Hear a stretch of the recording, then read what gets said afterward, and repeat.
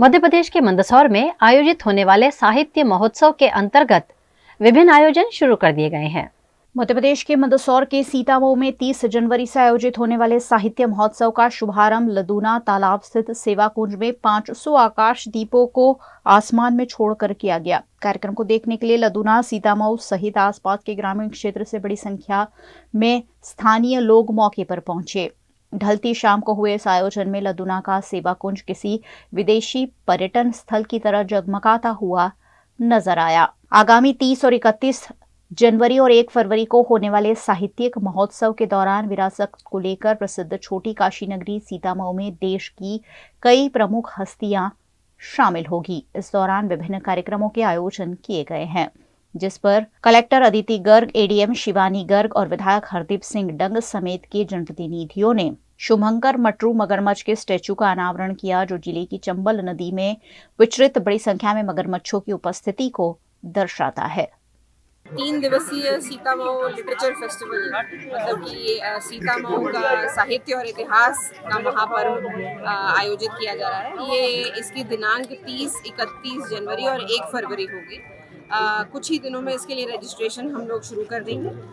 देश प्रदेश से कई विख्यात कलाकार, लेखक, इतिहासकार और ऑथर्स, राइटर्स सभी इस परिचर्चा और संगोष्ठी में शामिल होंगे।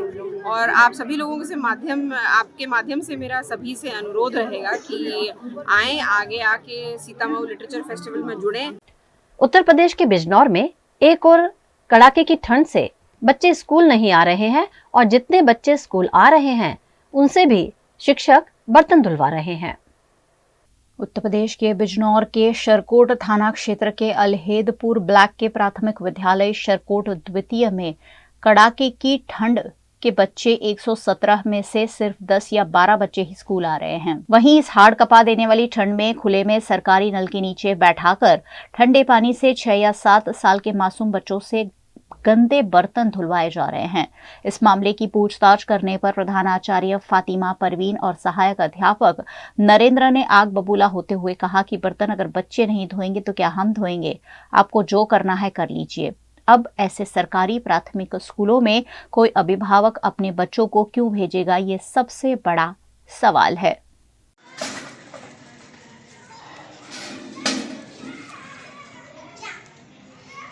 कौन सी क्लास में हो? कक्षा 3 में हो। ये बर्तन कौन धुलवा रहा है आपसे? कौन सी मैडम? सर दिलवा रहा है हमारे। क्या कह रहे हैं सर? बर्तन धो दो। क्या कह रहे हैं बेटे? बर्तन धो दो। बर्तन धो दो। क्या नाम है सर का? हसमुद्दीन। हैं? हसमुद्दीन। अच्छा, रोज बर्तन आप ही धोते हो? ना, कभी कभी। अच्छा, कौन धोता है रोज वैसे? कोई भी धो देता है। बेटे? कोई भी धो देता है। अच्छा, कोई बर्तन धो देता है। तुम भी धोए कभी? तुमने भी धोए बर्तन? इस मामले जिला बेसिक अधिकारी योगेंद्र सिंह का कहना है कि इस मामले में जांच के बाद उचित कदम उठाए जाएंगे। हाँ, मेरे मोबाइल पे भी आया था और आपके माध्यम से भी मुझे मालूम हुआ है। इसमें जो बच्चे बर्तन धुल रहे हैं तो जो थाली गिलास हैं तो वो हमारे विभाग द्वारा दिए गए हैं। तो वो जनरली सामान्यतः यही होता है कि बच्चे खाना खा के बर्तन धुल के उसको रख देते हैं। तो उसमें सर बड़े बर्तन हैं जो कि वो बच्चों से अलग है, जिसमें बड़े बर्तन का है तो वहाँ पे मैं खंड शिक्षा अधिकारी से जानकारी लेने का प्रयास किया। वो छुट्टी पे हैं तो मैं स्कूल से अभी मेरी बात नहीं हो पा रही है। जैसे ही बात होगी, बड़े बर्तन सामान्यतः जो जनरल है तो उसमें जो वहाँ की रसोइया है वही धुलती है। एक और बात, बच्चे धुल रहे हैं तो वो गलत है। मैं जो वास्तविक स्थिति है विद्यालय से प्राप्त करके ही आपको इस बारे में बता पाऊंगा। साथ ही साथ एक टीचर है जो ये भी कह रहे हैं कि हम पत्रकारों से भी नहीं डरते, ऐसा वीडियो नहीं, देखिए, पत्रकारों से सम्मान करना चाहिए और कि ऐसा मतलब मुझे लगता है कि कहना उचित नहीं है। गुजरात के भावनगर में केंद्रीय मंत्री नीमूबेन बांभनिया ने परिवार और कार्यकर्ताओं के साथ मकर संक्रांति का पर्व मनाया। गुजरात के भावनगर में मकर संक्रांति के पर्व को हर्षोल्लास के साथ मनाया गया। भावनगर के सांसद और केंद्रीय राज्य मंत्री नीमूबेन मामणिया ने भी अपने परिवार के साथ मकर संक्रांति के पर्व को मनाया। भारतीय जनता पार्टी के कार्यकर्ताओं और परिजनों के साथ मंत्री नीमूबेन मामणिया ने पतंग उत्सव को सेलिब्रेट किया। नीमूबेन मामणिया के निवास स्थान पर इस मौके पर उत्साह का माहौल देखा गया। मकर संक्रांति में पतंग उड़ाने के साथ साथ दान पुण्य का भी खूब महत्व है। सभी लोगों ने पशुओं को घास चारा खिलाकर मकर संक्रांति के पर्व को मनाया। मंत्री नीमूबेन मामणिया ने सुबह गौशाला पहुंचकर गायों को चारा खिलाकर अपने दिन की शुरुआत की। गुजरात के बेट द्वारका में सरकार द्वारा अवैध निर्माणों पर की जा रही कार्यवाही लगातार 36 दिन भी जारी है।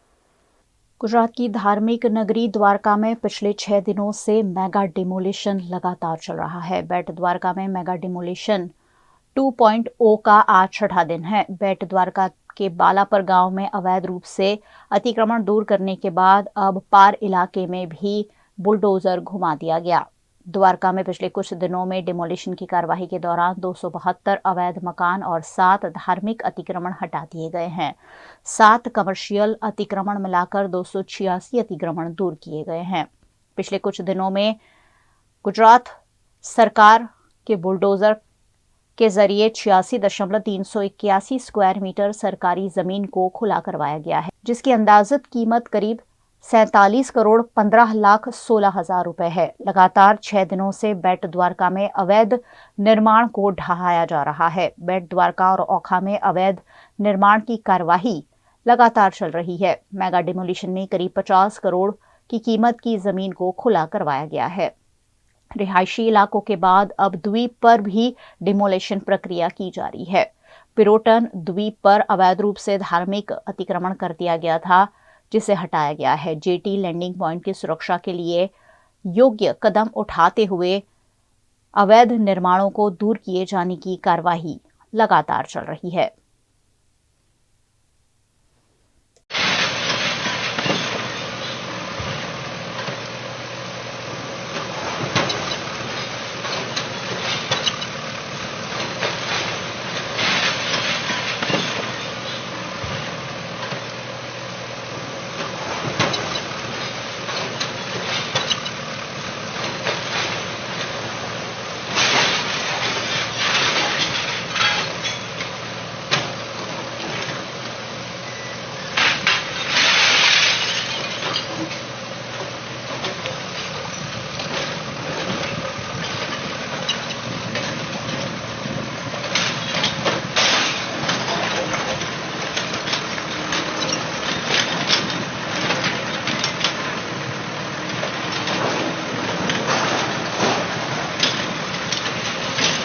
पानेरी एम्ब्रॉयडरी अब नए रंग रूप में।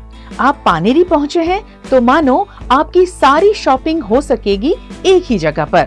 पानेरी में festive collection, casual collection, nightwear, innerwear के साथ अब ज्वेलरी, कई ब्रांड के कॉस्मेटिक्स, पर्स, परफ्यूम और बहुत कुछ। बच्चों से लेकर बड़ों के लिए बेहद खूबसूरत हर कलेक्शन। ट्रेडिशनल ड्रेस चाहिए या स्टाइलिश, पानेरी में सब कुछ वन स्टॉप वन डेस्टिनेशन।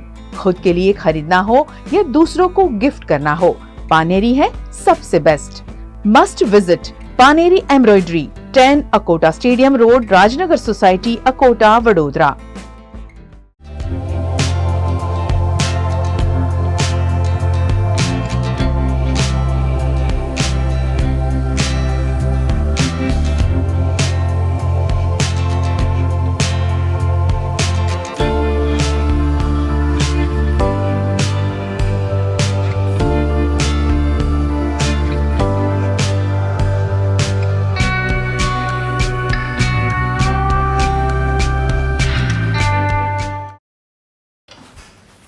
ठीक से साफ करो, ऊपर ऊपर से नहीं।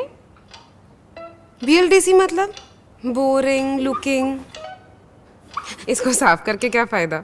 इतनी बेइज्जती। Switch to RR signature designer BLDC fans, जो बोरिंग लुकिंग नहीं, वेरी स्टाइलिश लुकिंग है। RR सिग्नेचर फैंस, आपके काम की बात। Every new year we take a New Year resolution. New Year resolution का मतलब होता है upgrading your life, which means upgrading your lifestyle and upgrading your living space. And that is why the best choice is Trilogy by Courtyard.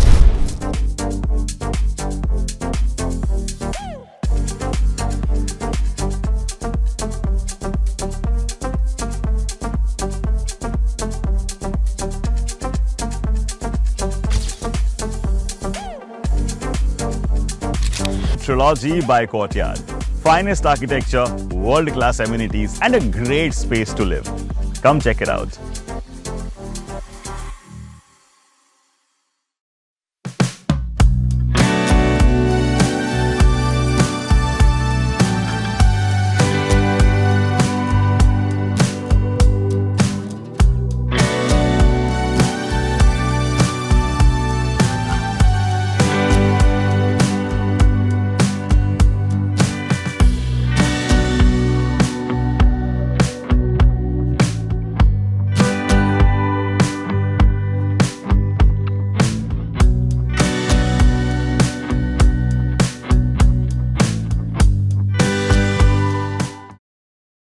Bharat ले रहा है electric अंगड़ाई। क्यों ना हम साथ चले, साथ चले, साथ बढ़े, साथ बढ़े, देश मेरे, देश मेरे।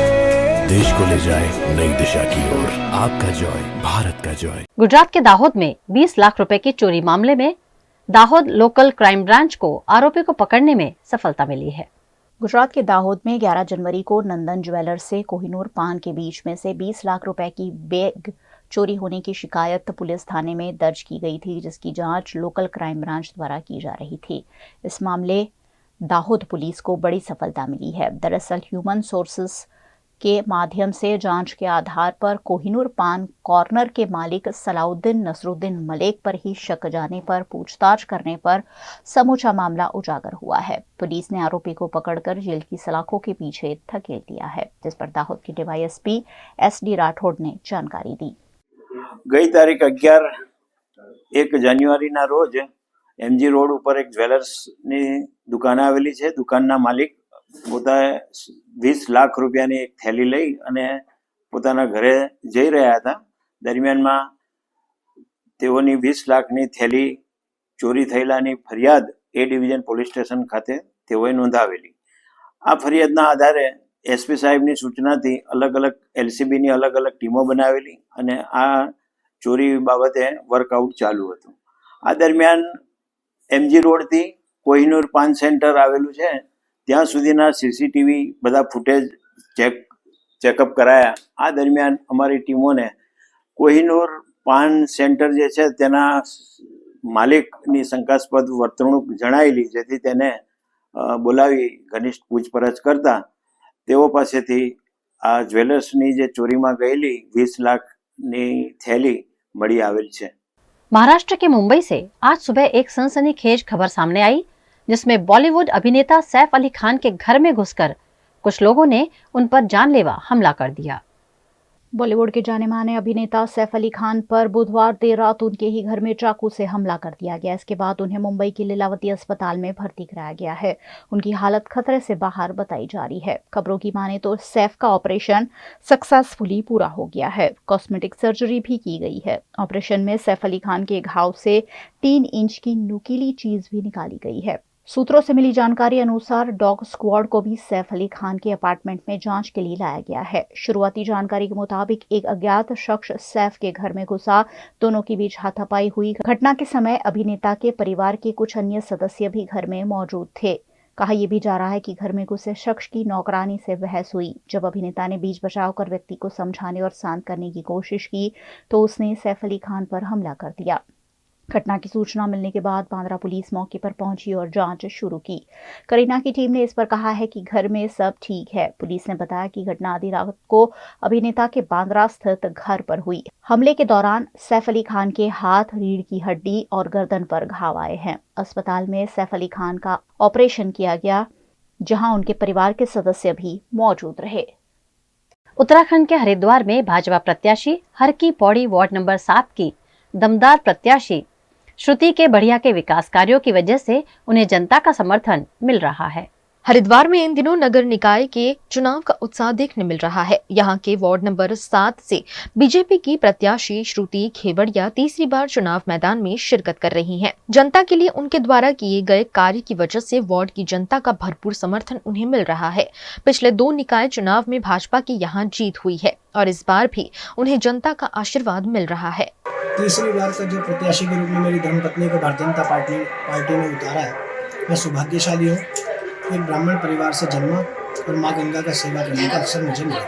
बात हैट्रिक की रही या जनता के विश्वास की या मेरे परिवार वालों के विश्वास की। विश्वास मानिए, भारतीय जनता पार्टी का प्रत्येक कार्यकर्ता सबका साथ और सबका विकास लेकर ही आगे बढ़ता है और वही मैंने किया, सबका साथ और सबका विकास। आज उसी का परिणाम है। जनता के बीच जाकर प्रचार कर रही प्रत्याशी श्रुति खेवड़िया ने कहा कि गंगा मैया का आशीर्वाद और क्षेत्र की जनता का आशीर्वाद उनके साथ है। चुनौती के नाम पे तो गंगा मैया की और सबकी हमारे वार्ड की जनता का इतना आशीर्वाद है हमारे ऊपर कि हमें नहीं लगता कि चुनौती है। फिर भी दूसरा व्यक्ति अपनी मेहनत कर रहा है, हम अपनी मेहनत कर रहे हैं। ये समय ऐसा, इस दौर में तो खैर मेहनत से हम पीछे नहीं हट सकते। वो लोग भी अपना पूरा प्रयास कर रहे हैं, हम भी अपना पूरा प्रयास कर रहे हैं। और विकास कार्यों के लिए जैसे आपने कहा, तो मैंने पहले भी एक दो बार पहले भी बोला है कि जो हमारे वार्ड में अगर कुछ विकास कार्य रहे, हालांकि तो ये जो हमारा क्षेत्र है सबसे ज़्यादा विकास कार्य शायद इसी क्षेत्र में वार्ड नंबर 7 में ही हुए हैं अभी तक। लेकिन अगर फिर भी कुछ विकास कार्य रहे हैं तो आगे प्रयास यही रहेगा कि पहले उन विकास कार्यों को पूरा करें अपने क्षेत्र के लिए, और फिर आगे जो भी सरकार की तरफ से जो भी सुविधाएं मिलती है, प्राप्त होती है, जो भी योजनाएं आएंगी वो अपनी जनता तक पहुंचाए। छत्तीसगढ़ के गोरेला पेंड्रा मरवाही में जिला स्तरीय आवास मेले में नए स्वीकृत आवासों का भूमि पूजन करते हुए लाभार्थियों का सांकेतिक गृह प्रवेश करवाया गया है।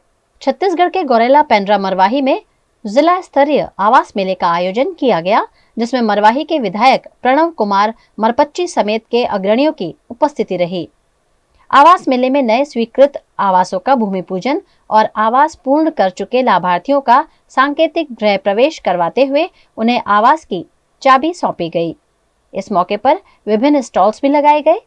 कार्यक्रम में महिला और बाल विकास विभाग द्वारा 6 महिलाओं की गोद भराई और 2 बच्चों का अन्नप्राशन भी करवाया गया। अगर हम वर्ष 2016 से जब आवास योजना प्रारंभ हुई थी उस समय से बात करें तो वर्ष 2023 तक लगभग 27,608 आवास जो है वो स्वीकृत हुए थे, जिसमें से 25,000 लगभग आवास वो पूर्ण हो गए हैं। और 24-25 की अगर बात करें तो 15,000 का हमको लक्ष्य मिला था, जिसमें हमने 17,000 का लक्ष्य मिला था, जिसमें 15,000 आवास जो है वो स्वीकृत हो गए हैं और वो अभी कार्य जो है वो प्रगति पर हैं। जैसे जैसे कार्य प्रारंभ होते जा रहा है, जियो टैगिंग के बाद हमारे द्वारा राशि जो है प्रथम, द्वितीय, तृतीय और अंतिम किस्त है वो जारी की जा रही है। इसके अलावा अगर पीएम जनमन की बात करें तो 13 पंचायतें हैं और 54 बसाहट है, जहां पे 980 आवास जो हैं वो स्वीकृत किए गए हैं और हितग्राहियों द्वारा आवास निर्माण कार्य प्रारंभ कर दिया गया है। सरकार की मानसिकता है कि जो कच्चे मकान में रहे जो गरीब हैं ऐसे लोगों को आवास मिलना चाहिए, बनना चाहिए। और यह योजना जो है 2014 के बाद जो है प्रधानमंत्री आवास का शुरू हुआ था और ये देश में जो है लगातार चल रहा था। लेकिन छत्तीसगढ़ में 1 साल पहले आवास योजना लगभग जो है बंद था। बहुत कम जो है उस दौरान जो है निर्माण हुआ आवास का।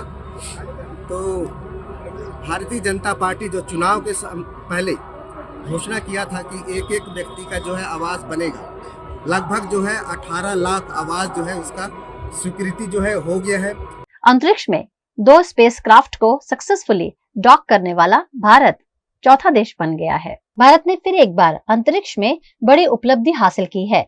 भारत से पहले रूस, अमेरिका और चीन ही ऐसा करने में सफल रहे हैं। इसरो ने इस पर बताया कि 16 जनवरी को सुबह डॉकिंग एक्सपेरिमेंट को पूरा किया गया।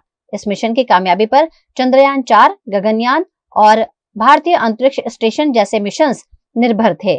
चंद्रयान 4 मिशन में चंद्रमा की मिट्टी के सैंपल्स पृथ्वी पर लाए जाएंगे। वहीं गगनयान मिशन में मानव को अंतरिक्ष में भेजा जाएगा। इसरो ने 30 दिसंबर 2024 को श्रीहरिकोटा के सतीश धवन स्पेस सेंटर से रात 10 बजे space docking experiment mission launch किया था। इसके तहत PSLV C-60 रॉकेट से 2 स्पेस क्राफ्ट पृथ्वी से 470 किलोमीटर ऊपर डिप्लॉय किए गए। 7 जनवरी को इस मिशन में दोनों स्पेस क्राफ्ट को कनेक्ट किया जाना था, लेकिन इसे टाल दिया गया। फिर 9 जनवरी को भी तकनीकी दिक्कतों के कारण डॉकिंग टल गई। 12 जनवरी को स्पेस क्राफ्ट को 3 मीटर तक पास लाने के बाद वापस इन्हें सुरक्षित दूरी पर ले जाया गया था।